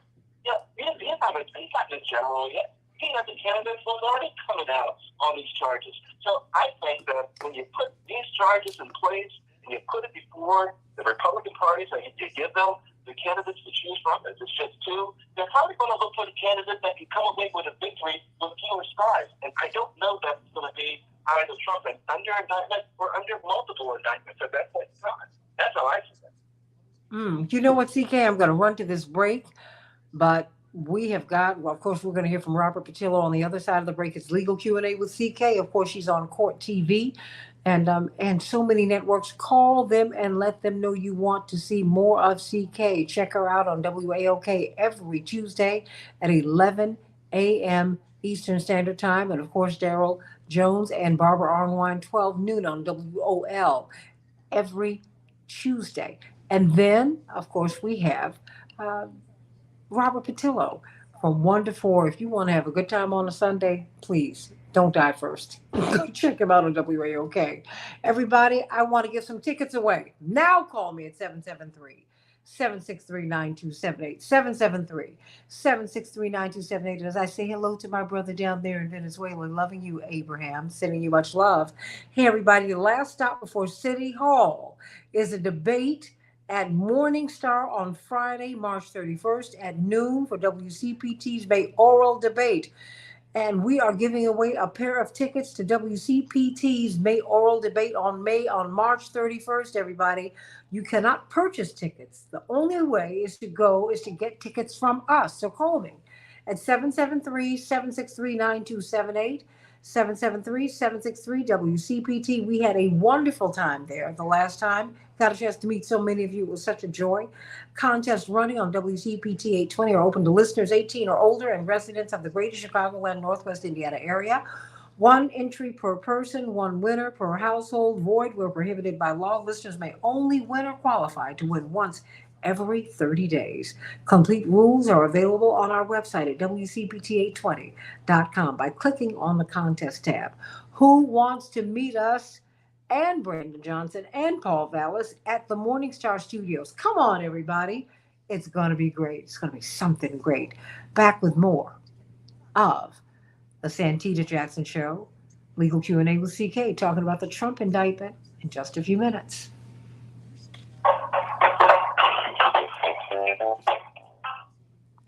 Okay, everybody, keep talking. Are you all still there? Hello? Yeah. Okay, everybody loves the monster. Why turn a monster into a martyr? That's a big hit, Dwight. I think, CK, you got to help them to copyright it and sell some T-shirts. Yeah, that's a martyr. That's why I had to come out. I said, this what a Rock nut. the mic. Just rock the mic. Oh, Lord have mercy. By the end of the movie, everybody was cheering for Frankenstein. That's the risk you run. Now that's true, and Frankenstein had been humanized, and we wanted them not to hurt Frankenstein. Leave him alone. He's got a sweet side. Oh my gosh, what an analogy! Whew. And talking, I talked about this on my show yesterday. There were people who are anti-Trump, who can't stand him, who said, yeah, but, I don't think the man needs to go to jail. And because, there are a lot of other presidents who have done other things. So the humanizing effect, even among people, they're not going to vote for him, but it's humanizing. Wait a minute, girl. Let he who is without sin cast the first stone. I'm a woman. Don't like women, but I ain't mad with anybody who does as a woman. That having been said, this is a man who allegedly had sex with a porn star. Men, keep your mouths on mute. I don't know too many men who turn that down, or at least they would think about it. Girl, get out of here. I don't really think that's what I'm saying. That's common as whatever. That's not the issue. I don't think that's not the legal issue, and that's not even what people are focused on. But see, but please break that down, because some people are. Right? Okay. No, break it down, because it's like, I realize, you can't dip into this pot and pay this particular bill. I get it, but it's like as you started, it's like, wait a minute, you got Alf, you got Mr. Bragg here, but you've also got Miss James in New York. So you've got two ways to get him in New York. You can get him in Georgia. You can get him in many different ways. And it's like, it's just he's leading the news for heaven's sake. Or he's a very, very real big part of the news cycle. It's crazy. A lot of free campaigning. Oh man, this is free. These are free campaign ads that prove his point. And I'm reminded, of course, I didn't want to mention these two people in the same sentence, of Marion Barry. Marion Barry ran when he was behind bars. I don't even want to say the two of them in the same sentence. But you knew that Joe DeGeneva went after him and it was a political hit. That's what you do know. Well, it's right. I do know that. But I also do know that all of this, I mean, there are so many more, there's so much stuff that any jurisdiction could get Trump on. During the same time, he and his family. I mean, it's not just this. It's so much. His organization, his businesses.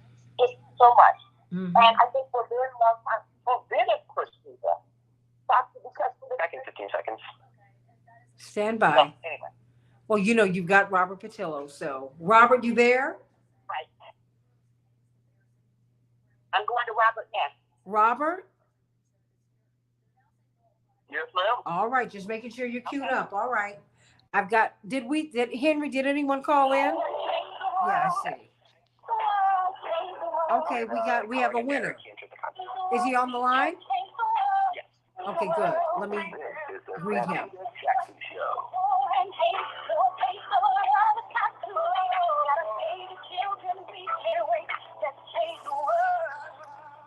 Hey everybody, welcome to the Santita Jackson Show. Everybody, remember, this is the voting season. The last day to vote for the aldermen and women and the mayor of Chicago, that's April 4th. But you can vote every day up until the 4th. Same day on-site registration. You need to get high school seniors to get out and get registered and vote. They can go to the polling place, get registered and vote at the same time. You need to get our elders. You need to get people out to vote. We need to go on the edges of these college campuses and encourage people to vote. That needs to happen. In the meantime, if you want to get a real look at these candidates,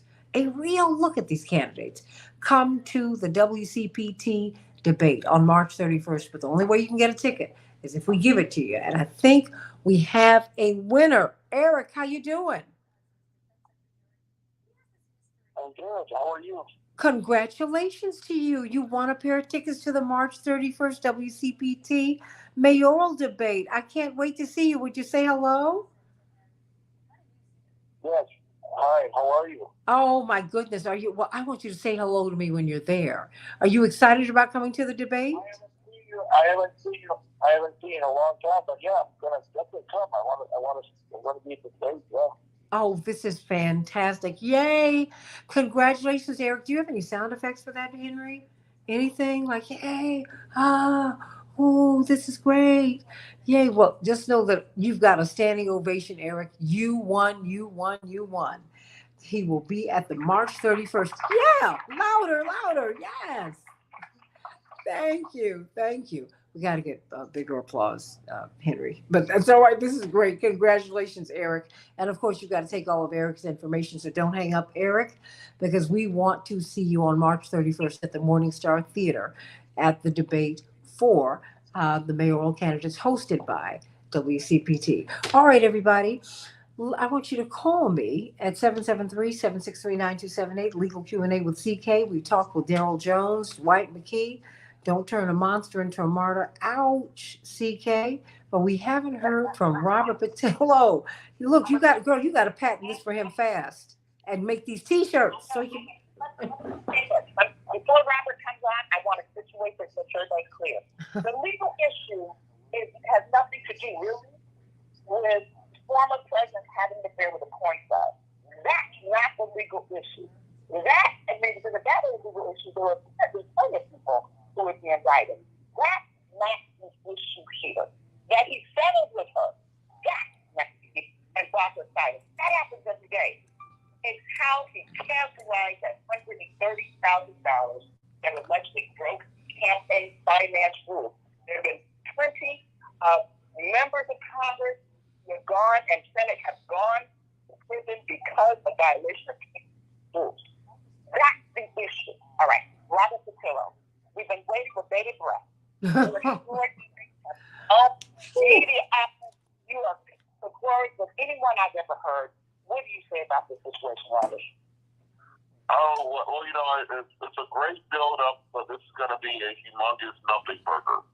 And the reason that we knew it was going to be a nothing burger is because Trump tweeted about it, or Truth Social about it, or whatever it was he sent out last week. That if he says it, it's going to be a lie. So he said, I'm going to be indicted and arrested on Tuesday and have leaked information. The fact that didn't let everybody in the country know that he was lying, I'm not quite sure how many times he asked a lot of people. But this case in general has a lot of weaknesses to it. And so I'm not saying Trump will never be indicted for anything. I just don't think that this will be the case that brings him down. One, the case is 7 years old. So it may or may not be a statute of limitations issue on a misdemeanor case. The previous DA declined to prosecute it. This DA has clearly not prioritized it. We're a pretty good way to his term before this case is brought up. Secondarily, in order for this case to be a felony, because it is a mishandling or falsification of documents case, which is a misdemeanor, but if it's in concert with a campaign finance violation, that may raise it to the level of felony. However, this is a federal campaign, not a state-level campaign. So they may have to do a little bit of maneuvering to try to make that case to any jury. Tertiarily, the maximum penalty in the case will be 4 years, even if it was a felony. Misdemeanor will be 1 year in confinement. So to put a previous president through what will be perhaps the trial of the century, I think that most prosecutors would be of the opinion that, well, it's going to have to be something bigger than a documents issue in a local case from a half-decade plus ago. So I don't think this will be the case that ultimately brings down President Trump. I doubt that it will be charged, and I very much doubt he will be arrested or stand trial for it. And also, the star witness you have is Michael Cohen, who, of course, has already gone to prison for lying. So you have credibility issues with your primary witness. The second witness you have is a retired porn star, Stormy Daniels, who has been arrested herself on multiple occasions for prostitution and other things.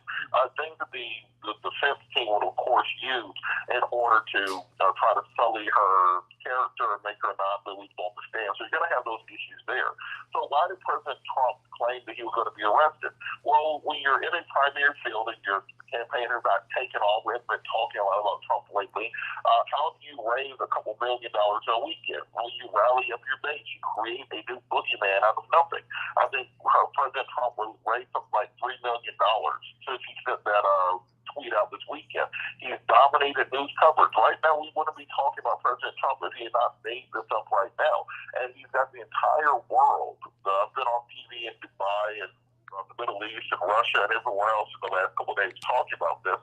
He has the entire world on the edge of their seat, seeing as a former U.S. president will be arrested. And he literally pulled it out of nowhere. So this is a genius move by President Trump to get national attention, to dominate the headlines, to clear the primary field.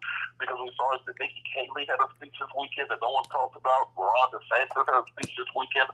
No one talked about. Mike Pence had a big interview this weekend that no one talked about because he was able to dominate the headlines through free media while also raising money. Will ultimately he go down because of the Jack Smith Independent Counsel investigation? Maybe.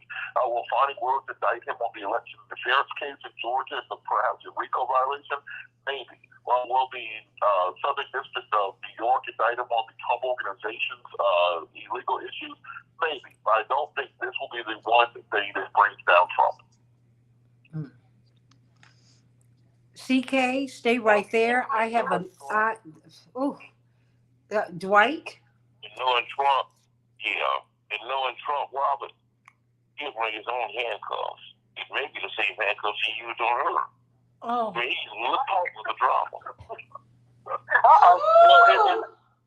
Trump team has already announced they have their own film crew there in case Trump is arrested. Because that's exactly what they want. They want to make a big production about it, turning him into a political victim, a political detainee, and the deep state is trying to arrest him and hold him down. This is all a made-for-TV production on their behalf, and the worst thing the Manhattan DA could do is play directly into it for a misdemeanor charge. You know, imagine doing all that, going through all those things, and you end up with $1,000 fine and 2 weekends in jail for President Trump. It'd be a big nothing burger coming out of it. That's why I don't think this will be the case. That's the one that we'll see President Trump be brought down over. Now let me be clear. I'm not saying this will be the case that he's brought down over. I'm saying he's going to be arrested. That's a whole different thing. The question is, do we believe he's going to be arrested? Yeah. I didn't say anything and not making any comment on whether he will be brought down on this. I think it's going to take a lot more than anything that I can see on the horizon to bring him down. But to neutralize him politically, I think it's going to take maybe a combination of actions that some of the other district attorneys have. Because, again, I don't know the strength of the cases, but a lot of the political and legal commentaries see and believe that this is not the strongest case. And I would say of the four that I know with the evidence, it may not be the strongest, most salacious case, but it's enough to get him arrested. So the issue for me is he going to be arrested? I think he will. Will he play to his advantage? Absolutely, he already has. Will that impact his base? It will consolidate his base. Will it push him closer to victory as president? I don't know about that. Because at the end of the day, when all these other things, other cases are percolated, even if this is just a dramatic reputation and he uses it to his benefit, he's still being indicted for bad behavior on all different fronts. When he was president, before he was president, after he was president, and he's got all the January 6th stuff. And let's not forget that case against Fox News, he's connected to that case too. Mm-hmm. So I just think that ultimately, I don't know if these cases are going to be enough to stop him, but I do think this one case is just going to be salacious because he will likely be arrested. Well, I mean, but what will be the political fallout, Dwight? CK. I mean, Dwight, the political fallout of this. Well, the political fallout again is it's going to consolidate his base. It's going to divide Biden's base because Biden's base it too is not that solidified around him. It's going to give Republicans a pretext to go after the Biden family, which is going to be the next real major investigation that the Republicans have. And to say, if that was indictable, why this is not indictable? If it's indictable for him to hold on to his papers, why is it not indictable for Biden to hold on to his papers? I mean, it's a no-win when all is said and done for the Democrats. Only because, he was out saying cast first throne. And it is a win for Trump because, again, it gives him that platform that he covers. He's a megalomaniac, and he has no values. So it's not like he's going to be embarrassed by this. He does not have the values that will lead him to be embarrassed. It's become a platform that he can then tell the world, see, they're so afraid of me that they've been trying to take me out for the last 8 years. 2 impeachments, all these indictments. They are just afraid of me because ultimately I'm the sheriff that can clean up the Wild West. And so they're trying to lock me up because they know that I really am the one to take us back to the good old days and save white supremacy.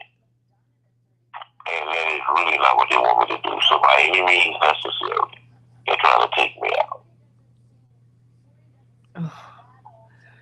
I mean, what, in your estimation,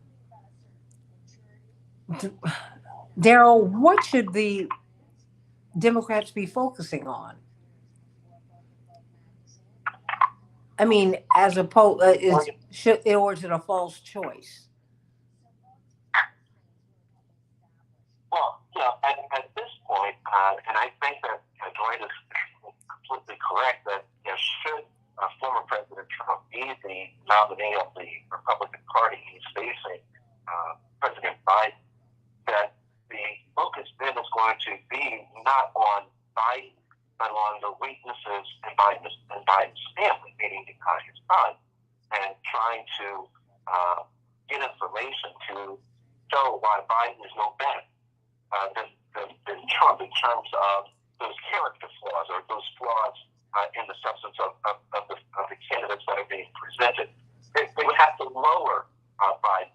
So what the Democrats and President Biden would have to focus on now is doing everything he can to show the positives of where we are now as a country with regards to the positive aspects of what he's brought to the table. Where we were, how depressed the country was under all that was going on during the Trump regime, to where we are now in the positive flow of the country. That's what I think the Democrats would have to focus on at this point in time.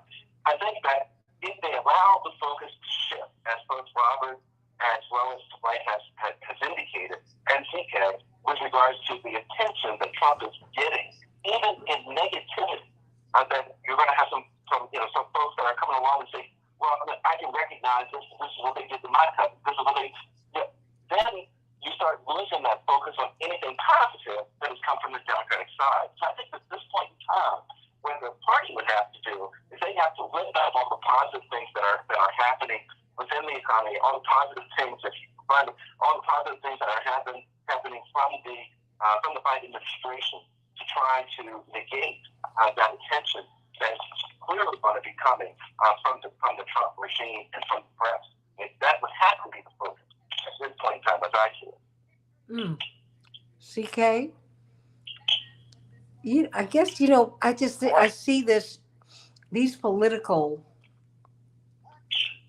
arrests and prosecutions are always political in nature, right? I mean, you look at the people who get protected, and that's why I'm saying if the Democrats want to win, Dwight put it so brilliantly, why turn your monster into a martyr, your martyr, I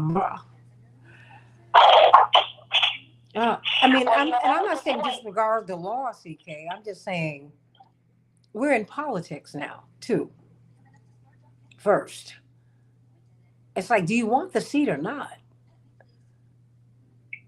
Oh, I don't know, CK. This seems like the dumbest thing ever. Well, I fully expect that the former president will say, I now know how Dr. King felt. Uh-huh. You see, I'm just saying the drama. I now know how he felt, what it must have been like being falsely accused, being arrested. I mean, the drama is going to be significant. But beyond that, I think that long term, going into the 2024 election, I think it's not going to all be positive for him because there are more legal woes going. It had to happen. If I'm Bonnie Willis, if I'm Letitia James, if I'm the Justice Department, I'm looking at this because nobody wanted to be the first to go forward with their case. And typically, but these entities are not coordinating, nor should they coordinate their strategies. But typically, you go with your strongest case first. That's at least what we do as lawyers. You don't want to go up on your weakest case. But are they? Because this is we're in a political season. Okay. This is like putting your toe in the water. And seeing what happens. So now we're seeing what happens. And now now they're going to all know what Trump does. By the time we get to the real meat and potato case,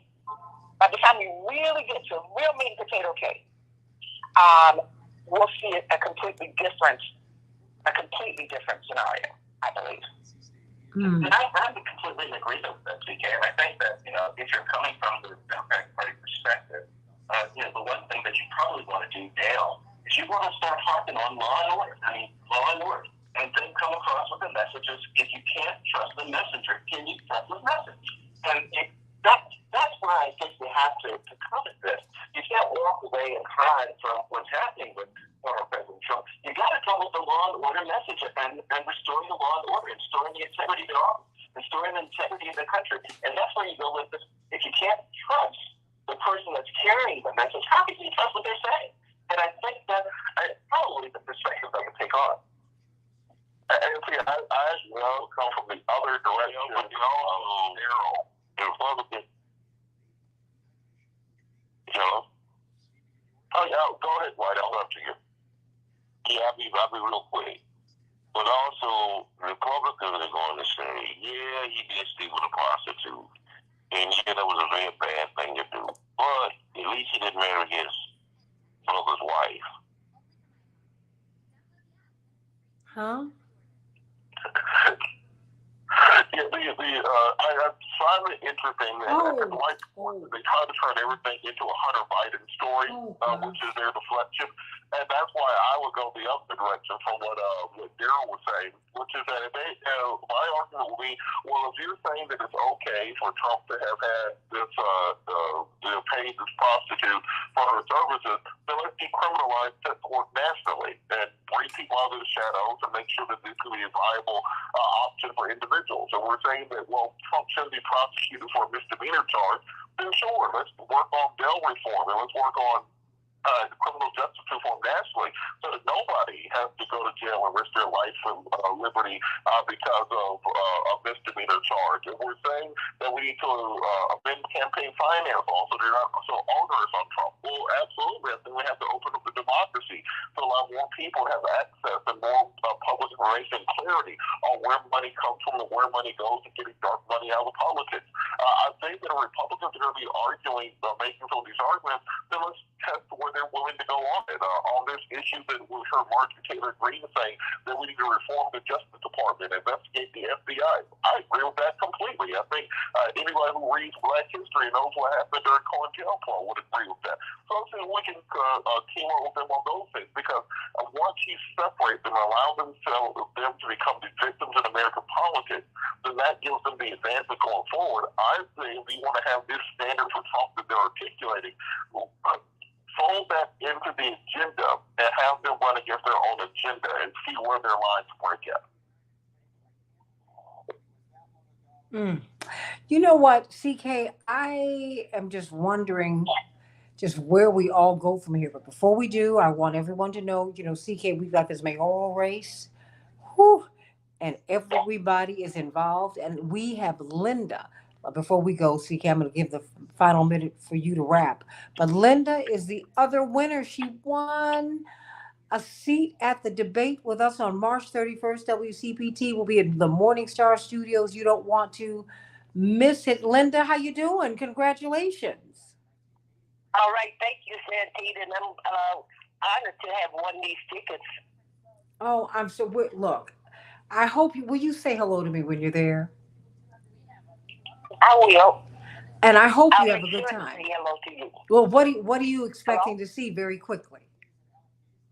Well, but between the two candidates, I already know who I'm voting for, and that's Brandon Johnson.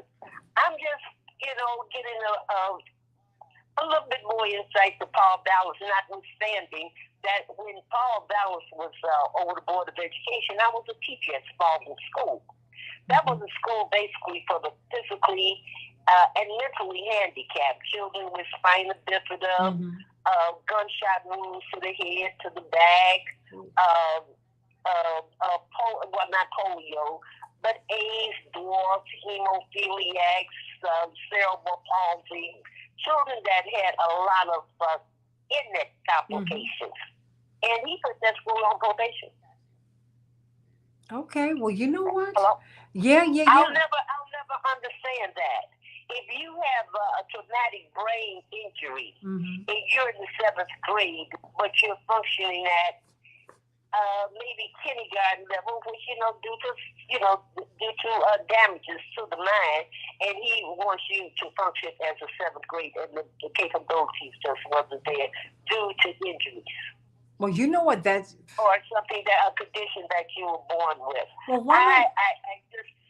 Miss Linda, why don't you do this before you get off the phone, because you're going to have to leave all of your information with my board operator.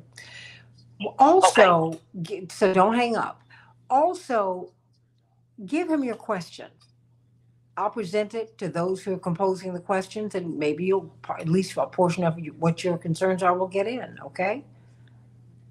Yes, because I remember him in the openings of schools with selective enrollment schools, which I'm not against, but that did impact our school. You know, the school populations, the neighborhood school, which admittedly the neighborhood schools could be much, much better. And you know what? I think it's a false choice. I think you can have it all. We don't need to. We drain resources from education. That, in fact, next to the Department of Homeland Security, the last CK cabinet level department created was education, which is insane. But then again, Congressman Jesse Jackson Jr. showed us that we do not have a federally protected constitutional right to an education. And so, CK, the last 30 seconds belong to you, my sister. Well, Santita, I think that we are living in unprecedented times. It is unprecedented for a president to be facing indictment and prison time, not impeachment. That's not unprecedented. It's unprecedented for a president to have a call of action that led to January 6th. It's unprecedented for a president to call for riots again. It's unprecedented for a president to have done many of the things that the former president's done. But we have to embrace it as our country. This is where we are. We are a divided country, and we have to keep our eye on the prize and not divert our attention to these issues when we still have record problems with voting rights, civil rights, police brutality.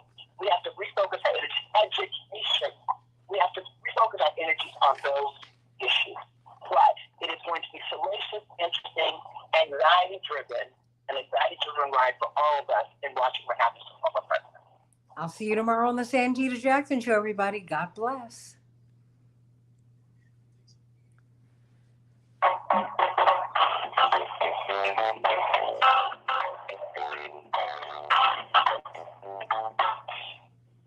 Does anyone have anything else they'd like to say while we're on Facebook Live before I let us go? Daryl, Dwight, Robert. Well, look, Daryl, closing thoughts. Did Daryl leave? Well, Robert, closing thoughts. Did Robert go too? Dwight, is anyone there? Oh, they generally. Okay, with CK, your closing thought then. My closing thoughts are: let's just continue to follow where this leads us, and just understand there's a legal analysis and there's a political analysis, and the two are now intertwining. And so what we might think would happen from a legal standpoint could be completely reversed because of political dynamics. Robert Patillo? Is he still there? Well, Daryl Jones? Well, thank you, Cynthia. And I just tell everyone to just buckle up your seatbelts. It's going to be a wild ride, and we'll see where it takes us. Oh my gosh, yeah, I think it's going to be wild. I think 2024 is on and cranking. Dwight McKee, closing thoughts. Let the sideshow begin. Hurry right on in. Guaranteed to make you cry. No, can't afford to pass it by. Guaranteed to make you cry. Bum bum bum bum bum bum bum bum bum bum bum bum bum bum. Okay, so I'm like driving this morning, and in addition to projecting his brilliance, I like to ride. Girl, don't you remember that song? Or were you in Canada at the time? What was that? Blue Magic? Let the sideshow begin? Let the sideshow begin. Hurry, hurry. Step right on in. Can't afford to pass it by. Guaranteed to make you cry. Oh, step right on in. Ooh. Well, I love you all. I have to run. Thank you to everyone. And we'll talk in a few minutes. Oh, absolutely. I'm going to call you right now. I love you all. See you tomorrow. We got to get the copyright on that monster into a martyr. Hello. But Dwight doesn't care about making money. That's the problem, Daryl. He was like, "Oh, take it. Just have fun with it." That's great. I love you all. I'll see you tomorrow on the Santita Jackson Show. Hurry, hurry.